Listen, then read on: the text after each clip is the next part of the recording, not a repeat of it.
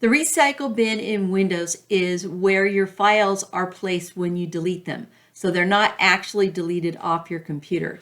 Now, if you're on a network, you need to talk to your network administrators because a lot of times those files are stored somewhere else. But if we're talking about your local C drive, the recycle bin can be opened up if you right-click on it and you can choose Open. You can also empty the recycle bin, but I'll just choose Open so you can see what it looks like. If you delete a file by accident, you can select it and choose Restore the selected items.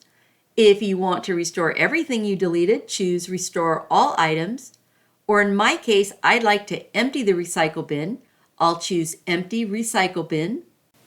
And then I'll click Yes to permanently delete the recycle bin. And now the recycle bin is empty, and when I close this window, it appears empty on the desktop as well.